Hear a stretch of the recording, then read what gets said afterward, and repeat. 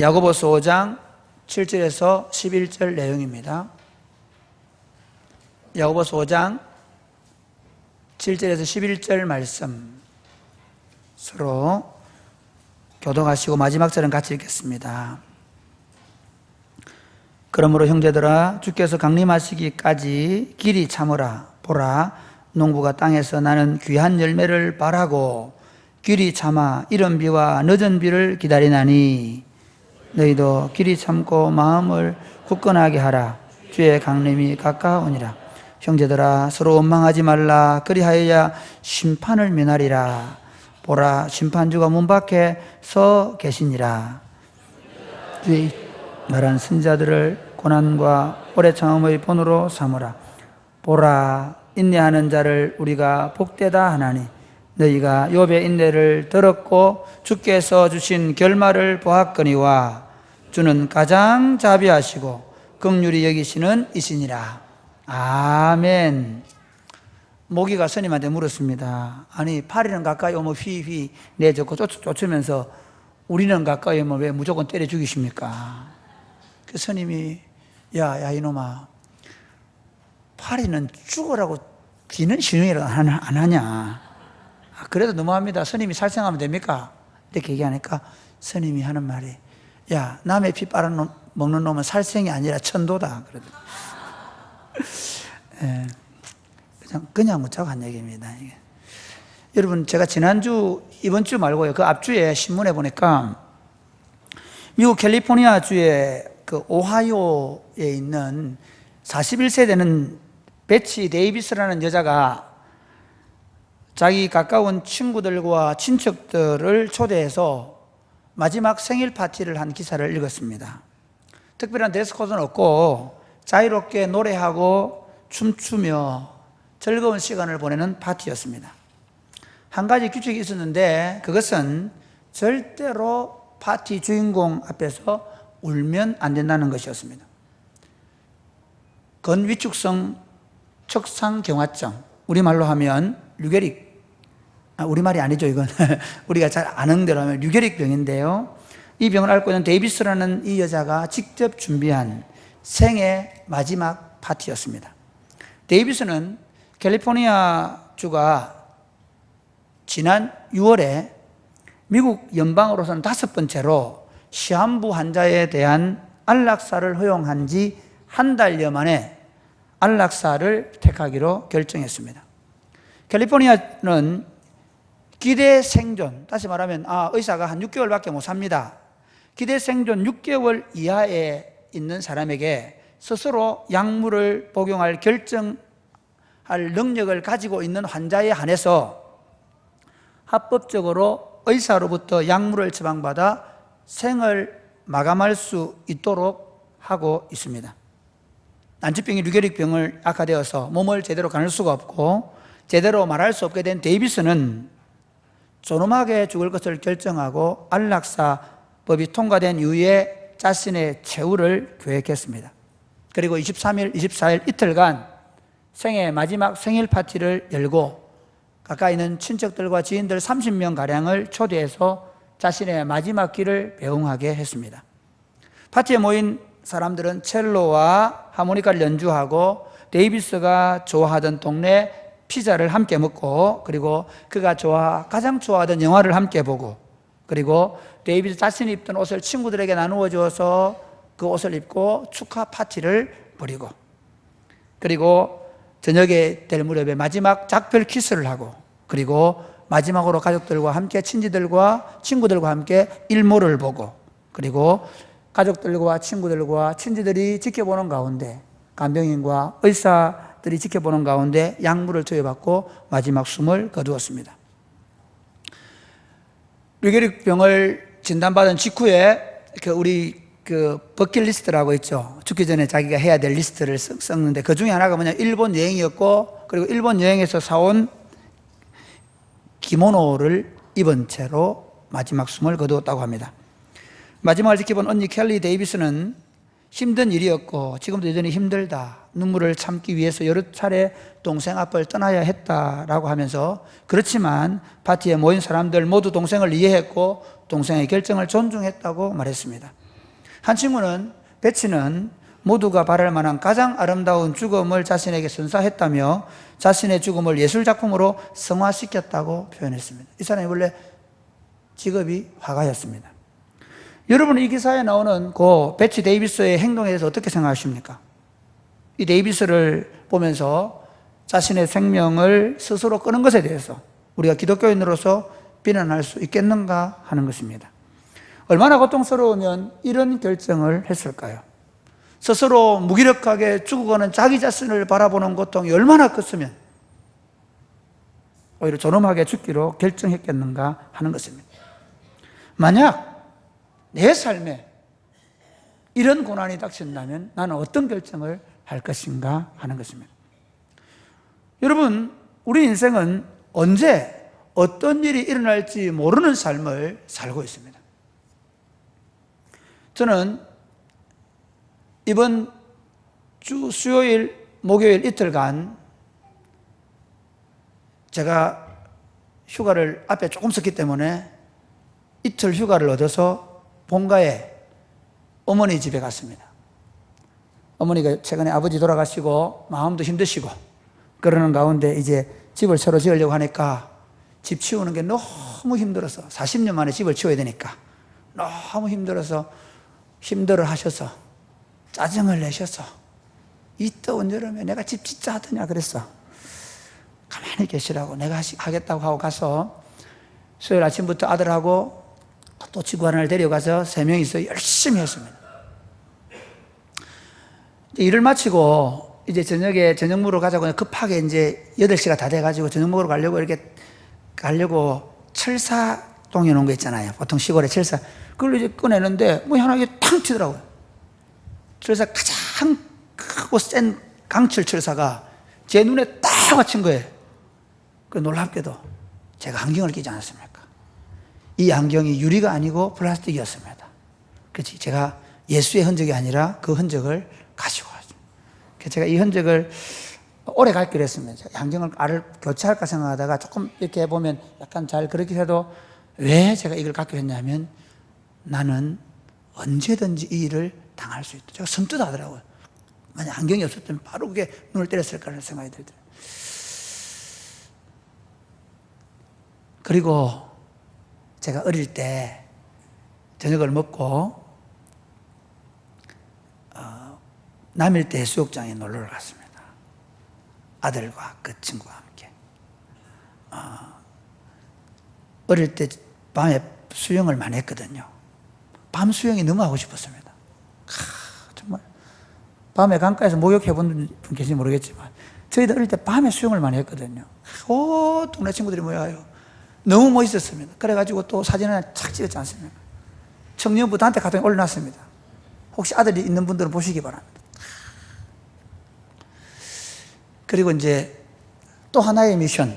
어머니가 너가 아버지 계실 때는 그럼 또 벌초 다 해놨는데 어머니 걱정하지 마세요. 내가 합니다. 그리고 동생 이제 동생도 수요일 예배를 마치고 목요일 하루는 휴가를 얻어서 같이 하기로 했기 때문에 수요일 밤에 넘어와서 이제 목요일 일찍 새벽에 모자를 쓰고 그리고 와이셔츠 옷을 입고 어머니의 붕파짐한 몸빼바지를 입고 장화를 신고 그리고 수건을 목에 두르고 그리고 이 심지어 모자에 이 목에 쓰는 거 있잖아요. 요거 방한하는 거 그거까지 딱 하고 혹시 벌이 우리를 공격할지 모르니까 완벽하게 무장을 하고 F킬러를 들고 그리고 어제 새로 난 낫을 들고 할아버지 할머니 산소에 벌초를 갔습니다. 한 2분 정도 뵀을까요? 한 구멍이 있더라고요.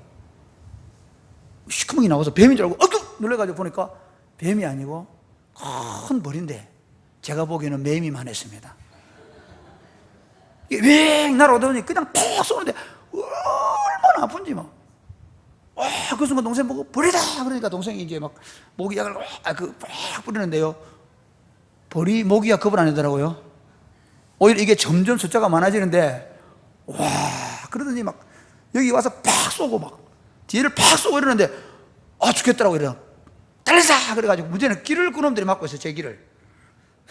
그 길을 고개를 숙여서 막 이어가고 웃기는 건요, 역시 벌들은 담임 목사가 물더라고요. 부목사인 제 동생은 안 물었어요. 아유, 그래가지고 저는 이쪽으로 도망치고 동생은 이제 돌아서 이렇게 나와가지고, 이게 한 6군데가 쏘였는데요. 제 기분은 막 기승이 갚아오는 거예요. 혈압이 높아지고. 그래서 와, 죽겠더라고. 빨리 응급실 가자. 그래가지고 이제 응급실 갔는데 정말 아프다. 통증이 너무 심하더라고요. 그래서 여러분 인터넷 찾아보십시오. 장수말벌에 쏘이면 독이 얼마나 센지. 제가 동생 보고 차 타고 가면 그래서 이제 인터넷 나중에 병원에 가 찾아보고 나서 동생이 장수말벌에 해서 드디어 내가 장수하겠구나. 그런데요, 정말 아프더라고요. 그래서 제발 진통제 그러니까 독을 제거할 수는 없고 진통제를 맞으라고 센 겁니다 하면 주더라고요. 2대를 맞았습니다. 집에 와서 누워있는데 효과가 없어요. 이가 갈리더라고요. 아파서. 앉지도 못하고 서지도 못하고 눕지도 못하고 죽겠더라고요. 그래서 제가 그때 결정한 게 뭐냐면 무통 주사를 맞아야 되겠다. 다시 응급실 가자 했어요. 그래서 응급실에 다시 가서 의사한테 무통 주사, 의사가 쉬고 있더라고. 무통 주사 그런 게 맞는 게 아닙니다.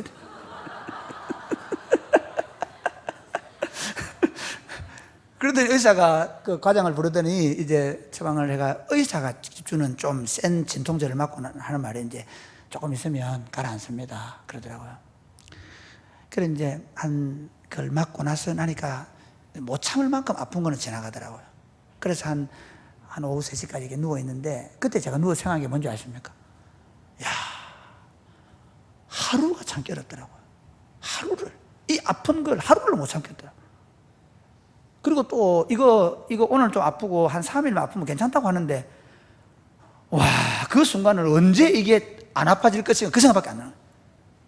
그러면서 생각했습니다. 사람이 고통을 당할 때, 그 고통이 기약이 없을 때 사람들이 어떤 선택을 할 것인가. 심지어 나는 3일 지면 통증이 사라진 걸 알면서도 못 견디겠는데, 이 고통이 언제까지 계속될지 모를 때 얼마나 사람들이 낙심하겠는가, 그런 생각을 해봤습니다. 사랑하는 여러분, 어떻습니까? 우리 인생을 살다 보면요, 참 내가 생각지도 못할 때, 그래 이번에 진짜 많은 걸 배웠습니다. 아니 이건 사고나 어려움은 예견된 게 아니고 한순간에 나에게 닥쳐오는데, 그게 내 인생을 송두리째 흔들어 놓을 수 있는 사건이 될 수 있고, 그때부터 내 인생이 계속적으로 그 고난을 견디는 시간 외에 다른 어떤 것도 없어야 되는 그런 것이 내 인생일 수 있고, 하나님은 우리에게도 그 고통을 허용하신다는 것입니다. 사랑하는 여러분, 우리가 그리스도인이면서도 이 고난의 문제에 대해서 어떻게 대처해야 합니까? 야고보는 야고보서를 기록하면서 야고보서 1장 1절에 흩어져 있는 12지파에게 편지하노라라고 얘기하면서 제일 먼저 이 고난의 문제를 이야기했습니다. 내 형제들아, 여러분이 여러 가지 시험을 만나거든 온전히 기쁘게 여겨라. 야고보는 아는 것입니다. 아니, 하나님의 성령은 우리가 예수를 믿고 나서도 여전히 우리 앞에는 수많은 고난의 문제들이 있다는 것입니다. 그러면서 말씀합니다. 이는 너희 믿음의 시련이 인내를 만들어내는 줄 알미라. 왜 내가 너희에게 시련을 주는 줄 아느냐? 고난을 주는 줄 아느냐? 인내를 만들어내기 위해서다. 인내를 온전히 이루라. 이는 너희를 온전하고 구비하여 조금도 부족함이 없게 하려 함이라. 그러니까 하나님이 우리에게 고난을 주시는 이유가 인내를 만들어서 더 온전한 하나님의 사람으로 만들기 위해서라는 것입니다. 우리가 미웠어. 우리가 죄를 많이 지었어. 우리가 남들보다 더 악한 일을 했어. 그래서 고난이 오는 게 아니라 하나님이 우리로 하여금 더 성숙한 하나님의 사람으로 만드는 방법이 고난을 통해서 인내하게 함으로 말미암아 되어지기 때문에 사랑하는 자녀이지만 고난을 허용하신다는 것입니다. 오늘 이제 야고보가 하나님의 백성들이 이제 어떻게 살 것인가를 쭉 얘기하고 마지막 다시 결론을 지으면서 다시 고난 앞에서 인내할 것을 권면하는 말씀이 오늘 야고보서 5장 7절에서 11절 내용이고, 그리고 그 다음 본문이 이제 기도에 관한 겁니다. 똑같습니다. 그 서두가 고난과 그 다음에 인내, 그리고 고난 속에서 기도, 그게 야고보서 처음 본론에서 시작이었다면 마지막 결론도 고난 속에서 인내와 기도를 더 강조하고 있고 더 많이 부연해서 설명하고 있습니다. 오늘 저는 믿음의 인내에 관해서 말씀을 나누기를 원합니다. 믿음의 삶은 인내하는 삶입니다. 할렐루야. 여러분, 믿어서 내가 잘 되고 나는 걱정도 없고 근심도 없고 그게 믿음의 삶이 아니라 믿음의 삶은 인내의 삶이라는 겁니다. 그러니까 야고보서를 기록하는 성령님께서는 야고보서를 기록하면서 흩어져 있는 12지파, 이 말은 지금 그 시대의 교회와 지금 시대의 교회들의 성도들에게 처음과 마지막은 우리가 이 세상 사는 삶은 고난이며 이 세상에서 믿음으로 산다는 것은 그 고난을 그냥 견디어내는 것이라고 말씀하고 있는 것입니다. 본문을 좀 살펴보기를 원합니다. 우리 7절 말씀 같이 읽겠습니다. 시작. 그러므로 형제들아 주께서 강림하시기까지 길이 참으라. 그러므로라는 말은 5장 1절부터 6절까지 내용, 지난주 말씀드린 대로 부유한 자들이 하나님의 심판을 반드시 받을 거기 때문에 여러분들이 부러워하고 여러분들이 떵떵거리고 잘 사는 사람 보면 나도 저렇게 한번 살아봤으면 하는 그런 마음을 가진 저 사람들의 재물은 썩었고 그들의 금과 은은 녹슬었으며 그들의 창고가 하나님 앞에서 심판의 대상이 될 것에 대하여 말씀하셨기 때문에, 그러므로 비록 여러분이 가난하고 어렵고 힘들지라도 길이 참아서 견뎌야 된다라고 말씀하고 있습니다. 그러면서 여기서 참 재밌는 내용은요, 야고보서 5장 7절에서 11절 내용에서 야고보가 하나님의 백성들에 대해서 그 앞에 부한 자들아 그러면서 너희에게 이 말 진노를 생각하라 그랬잖아요. 그런데 오늘 7절에 와서는 내 형제들아, 그 다음에 또 내 형제들아, 그 다음에 또 형제들아를 이 짧은 본문 5절에 3번이나 강조합니다. 하나님의 백성들 비록 가난하고 여전히 고난 가운데 있지만 우리가 그리스도 안에서 한 형제임을 믿으시기를 주님의 이름 축복합니다. 우리가 이 고난 많은 세상에서 서로 힘이 되어주고 서로 격려해 줘야 되는 형제임을 믿으시기를 바랍니다. 고난을 제거해 줄 수는 없습니다. 우리가 누구의 고난도 제거해 줄 수가 없습니다. 그러나 해줄 수 있는 일이 있습니다. 내가 그의 형제가 되어 줄 수 있다는 것입니다. 할렐루야. 내가 그를 지지해 줄 수 있다는 것입니다. 내가 그의 편이 되어 줄 수 있다는 것입니다. 그러면서 또 강조하는 건 뭐냐 하면 3번씩이나 계속해서 주께서 강림하신다, 주께서 강림하신다, 주님이 문 앞에서 계신다라고 말씀합니다. 사랑하는 여러분, 야고보는 고난 앞에 서 있는 당신의 백성들에게 하나님의 성령의 음성을 이렇게 말합니다. 주님이 곧 오신다. 길이 참아라, 오래 참아라, 그렇게 말합니다. 그러면서 한 예를 듭니다. 보라, 농부가 땅에서 귀한 열매를 바라고 길이 참아 이른 비와 늦은 비를 기다리나니. 뭘 바라고요? 귀한 열매를 바라는 농부는 봄철에 씨를 뿌려놓고, 봄이 아닙니다, 이 가을이죠. 이 보리와 밀을 추수하는 민족이 이스라엘이기 때문에 우리가 보리를 언제 합니까?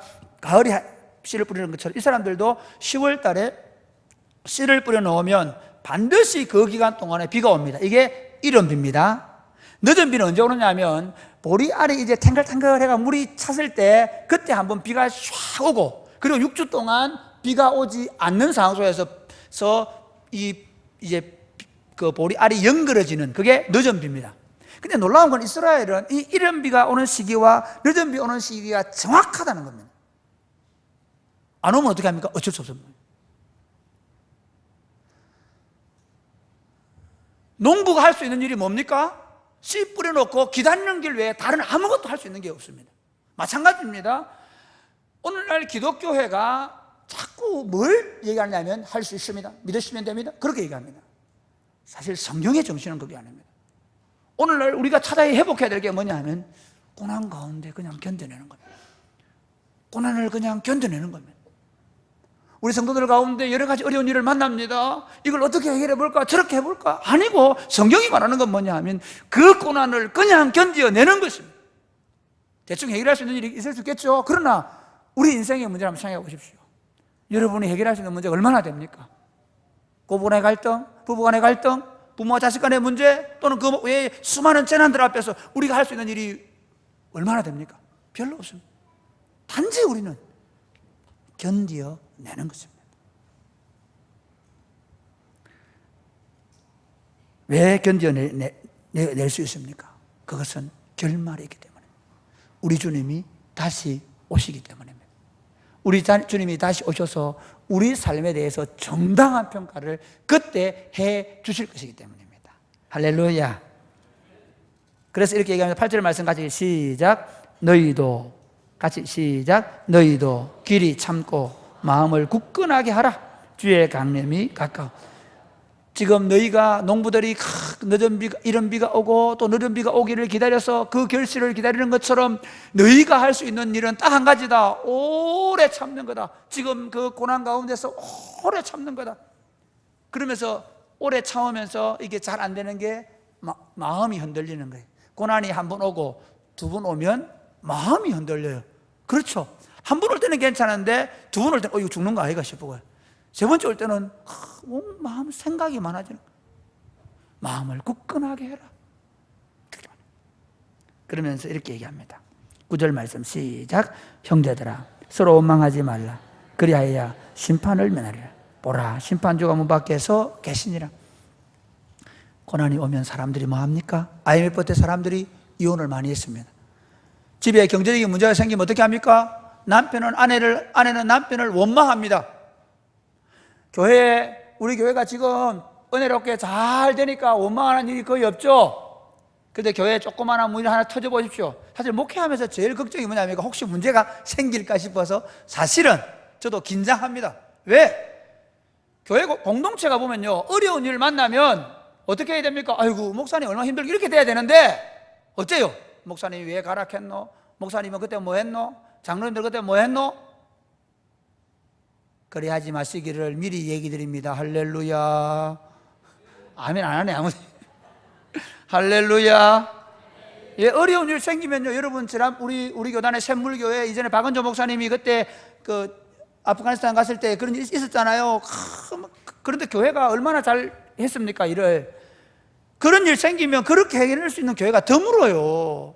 뭐 왜 보냈냐? 왜 선교 보냈냐? 저도 사실 선교 우리 청년들 지난번에 50명 가까이 갔잖아요. 이번에 또 신청받는데 여러분 진짜입니다. 선교를 50명 국내 전도여행 150명씩 갈 때요, 제가 말을 안 해서 그렇지 초긴장입니다. 애들 운전하는 기사 차가 수십 대 가잖아요. 그러면 어떻게 합니까? 졸지 마라. 2명씩 이번에 MT 40명 가는데 청년들 급 MT를 했거든요. 야, 바로 한 주 전날 야 8월 15일 우리 MT 가자. 그래서 이제 쫙 모았습니다. 한 40명 모아가 이제 가는데요, 제가 어떻게 했는지 아십니까? 앞에 운전자 그리고 보조 운전자 눈꺼풀이 조금만 무거우면 교체한다. 정말. 그런데도 문제가 생기면 사람들은 원인을 찾습니다. 원망합니다. 고난 앞에서 원망 안 할 장사가 별로 없습니다. 그러나 성경은 말합니다. 서로 원망하지 마라. 그래야 심판을 면한다. 주님이 뭐하다? 문 밖에서 계신다. 여러분 이 부분 참 보셔야 됩니다. 주의 강림이 가깝다. 주님이 가까이 오셨다. 주님이 문 밖에서 계신다. 왜 7절, 8절, 9절 계속 이렇게 말씀하실까요? 이유가 무엇입니까? 우리가 보면요, 고난을 당하면 그게 너무 길어요. 제가 이거 한 30분만 있으면 이 통증이 조금 가라앉는다 그러는데 막 죽겠더라고요. 30분이 5분, 10분 얼마나 시간이 안 가는지. 그런데 그 기약이 없을 때, 끝이 없을 것 같을 때, 그런 여러분 보십시오. 제가요, 그 남일대 해수욕장 가가지고 해수욕을 하면서 무슨 생각했는지 아십니까? 제가 초등학교 3학년이 된 기분이었어요. 초등학교 3학년 때 그 바닷가에서 수영하고 놀았잖아요. 슉 돌아보니까 50살이 되어 있더라고요. 40년이 그냥 지났어요. 이 고난이 끝날 것 같지 않지만, 이 고통이 끝이 없을 것 같지만은, 그러나 잠시 잠깐 우면 끝이 온다는 겁니다. 그렇기 때문에 원망하고 불평하고 있을 수가 없다는 겁니다. 주님이 문 밖에서 계신다. 그러면서 이렇게 얘기합니다. 우리 10절 말씀 볼까요? 시작. 형제들아, 주의 이름으로 말한 선지자들을, 형제들아, 여러분은 지금 처음 가는 길이지만 앞서 걸어간 사람들이 이 성경에 얼마나 있느냐. 그들의 본을 보아라. 그들을 보라. 사물을 보고 대상을 보고 원망거리를 찾는 게 아니라 고난 가운데서도 묵묵히 참는 것밖에 할 일이 없는 삶을 살았던 그들을 바라보아라. 우리 주님 뭐라 얘기하십니까? 그 고난 가운데서 참으심으로 순종하심을 배우셨다. 할렐루야. 그러면서 한 본을 얘기합니다. 11절 말씀 시작. 보라, 인내하는 자를 우리가 복되다 하나니 너희가 욥의 인내를 들었고 주께서 주신 결말을 보았거니와 주는 가장 자비하시고 긍휼히 여기시는 이시니라. 욥의 고난이 얼마나 극심합니까? 자녀를 다 잃고 재산을 다 잃고 온 몸에 병이 든 그 상황, 그걸 여러분이 성경을 통해 보고 그 결말을 보지 않느냐? 그러면서 주님은 가장 자비롭고 긍휼히 여기시는 이시다. 너무 내가 당하는 환경에서는 주님이 너무 잔인하게 느껴지는데, 왜 이렇게 하십니까? 왜 나만 이런 일을 당해야 합니까? 우리 교회에 나밖에 없습니까? 그런 생각이 들 때가 있잖아요. 왜 나만 이래야 합니까? 그런데 주님은 이렇게 주님은 우리에 대하여 잔인하신 것이 아니라 가장 자비로우시고 긍휼히 여기시는 분이시다라고 결론을 맺고 있습니다. 사랑하는 여러분, 우리가 고난 앞에서 인내하기 위해서 몇 가지 생각해 볼 것이 있습니다.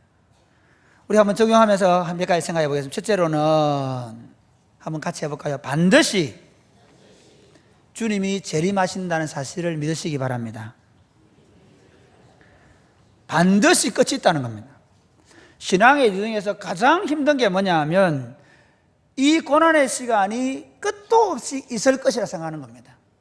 그러니까 내가 끝내버리고 싶은 거예요. 그러나 우리 삶에는 반드시 끝이 온다는 겁니다.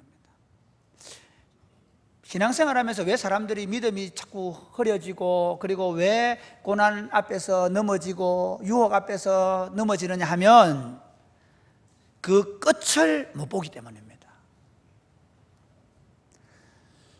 우리 지난 월요일 날이 광복절이었죠. 일제가 우리나라를 강점했을 때 1905년 을사보호조약을 맺고 한일합방을 하고 나서 20년 또는 25년이 지났을 때 독립만세운동을 주도하고 그리고 나라의 독립을 위해 싸웠던 수많은 지식인들이 변절을 했습니다. 우리가 잘 아는 대로 최남선, 육당 최남선이나 춘원 이광수 같은 분들은 변절했을 뿐만 아니라 수많은 젊은이들을 일본의 전투에 참여시키는 일에 조선 청년들을 동원한 일을 했습니다. 이 일 때문에 정인보 선생님은 자기 친한 친구 최남선이 그 일을 할 때 그 친구 집 앞에 술을 붓고 내 친구 최남선이 죽었다라고 이야기하고 통곡했다는 이야기가 있습니다. 왜 그 시절에 그 지성인들은 조국의 독립을 위해 싸우다가 변절할 수밖에 없었을까요? 1920년대, 1930년대를 지나오면서 더 이상 조선의 독립의 여망이 보이지 않았기 때문입니다. 그들은 조선은 독립할 수 없을 것이라고 생각했습니다.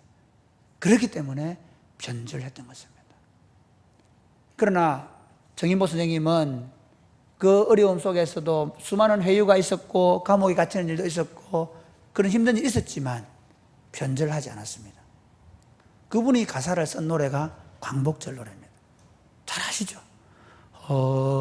다시 만져보자 바닷물도 춤을 춘다 기어이 보시려던 어른님 번님 어찌하리 이날이 40년 뜨거운 피 옮긴 자친이 길이 길이 지키세 길이 길이 지키세.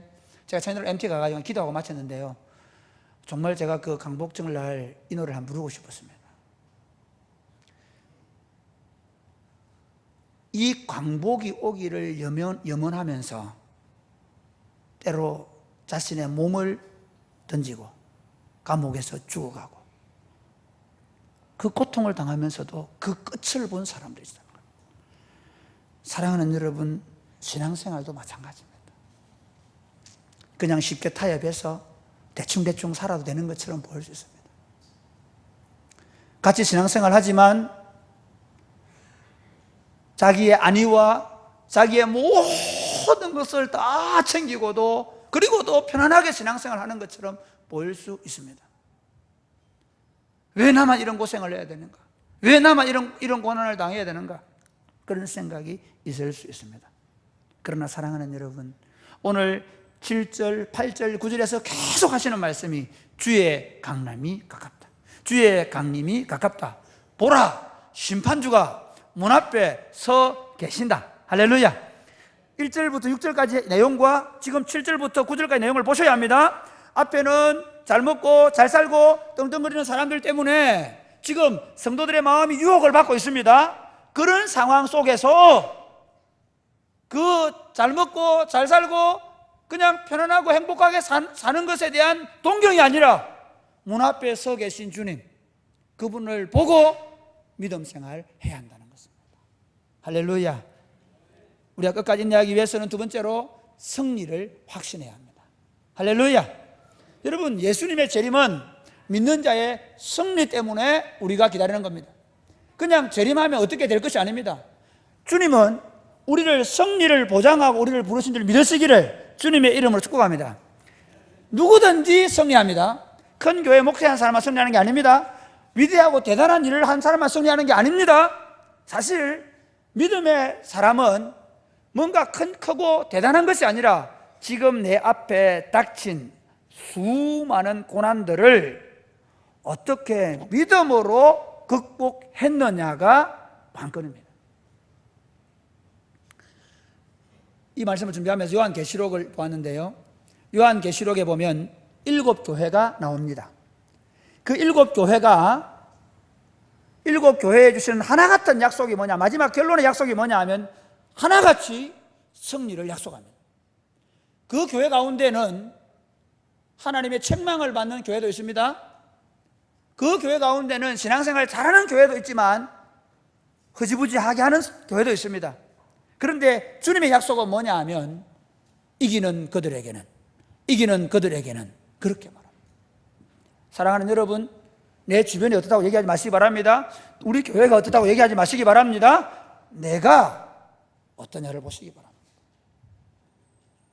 다른 사람이 어떠냐를 보지 마시기 바랍니다. 지금 나는 내 앞에 당면한 삶의 문제들 앞에서 어떻게 믿음으로 살아가고 있느냐 하는 것입니다. 제가 한번 쭉 읽어보다가 조금 시간이 안 되면 끝마칠게요. 에베소서 2장 7절에 보면, 요한계시록 2장 7절에 보면 에베소 교회를 향해서 이렇게 얘기합니다. 귀 있는 자는 성령이 교회들에게 하시는 말씀을 들을지어다. 그러면서 이기는 그에게는 내가 하나님이 나군에 있는 생명의 면류관을 주어 먹게 하리라. 서머나 교회에는 이렇게 얘기합니다. 너는 장차 받을 고난을 두려워하지 말라. 볼지어다 마귀가 장차 너희 가운데서 몇 사람을 옥에 던져 시험을 받게 하리니 너희가 10일 동안 환난을 받으리라. 네가 죽도록 충성하라. 그리하면 내가 생명의 관을 내게 주리라. 서머나 교회는 생명의 관을 약속하고 있습니다. 두아디라 교회는 이렇게 얘기합니다. 다만 너에게 있는 것을 내가 올 때 굳게 잡으라. 이기는 자와 끝까지 내 일을 지키는 자에게는 만국을 다스리는 권세를 주리니. 할렐루야. 그리고 사대 교회는 이렇게 얘기합니다. 내가 또 이기는 자는 이와 같이 흰옷을 입을 것이요 내가 그 이름을 생명책에서 결코 지우지 아니하고 그 이름을 내 아버지 앞과 그의 천사들 앞에서 시인하리라. 제가 쭉. 그리고 빌라델피아 교회는 이렇게 얘기합니다. 이기는 자는 내 아버지의 성전에 기둥이 되게 하리니. 그 다음에 라오디게아 교회는 이렇게 얘기합니다. 이기는 그에게는 내가 보좌에 앉게 하여 주기를. 내가 이기고 아버지와 함께 앉은 것과 같이 하리라. 아시아에 있는 7교회입니다. 그런데 요한계시록이 왜 아시아 7교회를 쓸까요? 이것은 만수입니다. 모든 교회의 약속입니다. 어떤 형편에 있든지 그들의 형편에 따라서 어떤 어려움과 고난 속에서도 자신의 믿음을 끝까지 지키고 이긴 자들에게 하나님이 승리를 약속하고 계시는 것입니다. 할렐루야. 사랑하는 여러분, 이 땅에 사는 동안에 왜 내가 이런 일을 당하는지 모를 때가 많습니다. 너무 답답하고 고통스러운 시간을 오랫동안 보낼 때가 많습니다. 심지어 주변 사람들 시선 때문에 내가 이렇게 웃어도 되나 하는 생각을 할 때가 있습니다. 더 이상 내가 살아야 될 여망도 살아야 될 이유도 모르겠다 하는 생각이 들 때도 있습니다. 믿음의 삶은 그냥 이겨내는 것입니다. 믿음의 삶은 그냥 참아내는 것입니다. 사랑하는 여러분, 제가 여러분의 고난에 대해서 다 설명할 수 없습니다. 그러나 한 가지 분명한 사실을 말씀드리겠습니다. 우리가 지금 예수 그리스도 안에 있다면 나는 승리자입니다. 내가 지금 어떤 고난을 당하고 있다 할지라도 나는 이미 승리자입니다. 지금의 고난이 아무리 크고 아프고 고통스럽다고 할지라도 믿음으로 감당하기만 하면 주님이 오시는 마지막 그날에 나에게 생명의 면류관을 주실 것입니다. 사실은 여러분의 삶을 한번 가만히 돌아보십시오. 제가 왜 이걸 그대로 두기로 했냐면 잊지 않기 위해서. 자꾸 까먹어요. 잘 될 때는 나도 모르게 교만해 있고요, 잘 될 때는 나도 모르게 엉뚱한 생각하고요. 고난이 저를 지금 만들었습니다. 지금 저를 만들었습니다. 고난이 여러분을 만들었습니다. 하나님이 우리를 만드는 유일한 방법은 고난 앞에 참아낼 때 그때 하나님 앞에 진짜 내 인격이 정금같이 단련되는 것. 끝까지 인내하기 위해서는 같이 해보고, 예수 그리스도 안에 깊이 뿌리를 내립시다. 너희도 길이 참고 마음을 굳건하게 하라 그러잖아요. 여러분 보십시오. 사람들이요, 어려움을 당하면 뭐 잡을 게 없나? 지푸라기로 잡으려고 막 합니다. 그러나 그것도 잡을 데가 없으면 결국 뭘 붙잡아야 됩니까? 그리스도 안에 있는 사람은 그리스도를 붙잡게 되는 겁니다. 유혹을 받을 때 흔들리기 쉽습니다. 그러나 주님이 우리에게 고난을 통해서 오로지 붙잡게 하는 게 남편도 아니고 자식도 아니고 내가 의지하는 그 어떤 것도 아니고 오직 그리스도만 붙잡도록 하는 겁니다. 신앙 좋은 건 내가 신앙생활 잘해서 많이 받는 게 아닙니다. 신앙 좋은 건 도대체 견딜 수 없는 상황 가운데서도 내 구주 예수 그리스도 그분 한 분만 바라보고 그분을 의지하고 그분을 생각하고 그분에게 깊이 뿌리를 내리는 것입니다. 신앙 좋은 건 위대한 교회사에 족적을 남길 만한 위대한 일을 하는 것이 아닙니다. 견딜 수 없는 고난 속에서도 그걸 견뎌내는 것이 신앙입니다.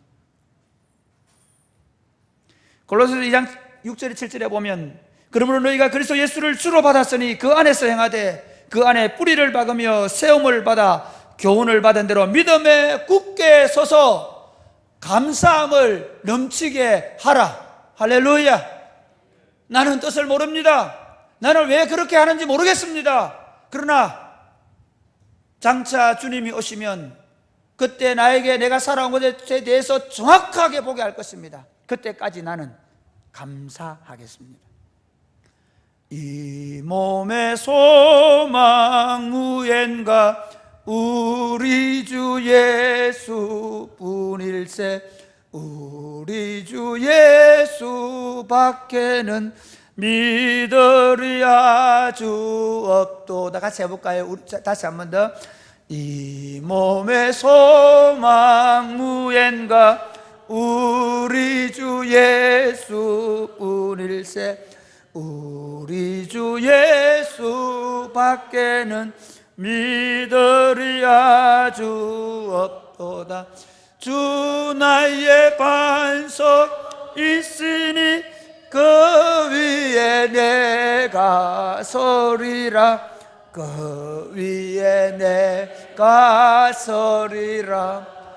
때로는 다는 아니지만은 하나님이 견딜 수 있는 한 사람을 선택해서 그로 하여금 아무것도 말할 수 없음에도 불구하고 오직 예수 그리스도에게 어떻게 뿌리를 내리고 그 고난을 어떻게 참아내는가를 통해서 그 공동체를 이끌어가고 있음을 믿으시기를 바랍니다. 목사가 이끌어가는 게 아닙니다. 장로가 이끌어가는 게 아닙니다. 그 고난 속에서도 믿음이 무엇인지를 견딤으로 말하고 있는 그 한 사람을 통해서 교회를 이끌어가고 있는 것입니다. 사랑하는 여러분, 고난이 더하면 더할수록 그리스도 예수를 바라볼 수 있기를 주 예수님의 이름으로 축복합니다. 끝까지 인내하기 위해서는 원망하는 마음을 버리시기를 바랍니다. 고난이 더하면 더할수록 자꾸 원망이 됩니다. 성경은 말하면 형제들아 서로 원망하지 말라고 얘기합니다. 원망할 원인을 찾기보다 감사하시기를 주님의 이름으로 축복합니다. 사랑하는 여러분, 아십시오. 지금은요 우리가 다 모릅니다. 그런데 참 가만 돌아보면요, 저는 모르겠습니다. 짧은 삶이지만은 제가 돌아보니까요, 고난 때문에 제가 만들어진 거예요. 고난 때문에 이 설교를 하는 거예요. 고난을 깨달은 만큼 설교할 수 있는 겁니다. 고난을 깨달은 만큼 지도력을 발휘할 수 있는 것입니다. 고난을 깨달은 만큼 인생을 이해하는 눈이 생기는 것입니다. 고난을 깨달은 만큼 겸손해질 수 있는 것입니다. 인격이 다듬어질 수 있는 것입니다. 그러므로 사랑하는 여러분, 고난은 우리에게 독이 아닙니다. 고난은 남을 이해하게 하는 큰 통로입니다.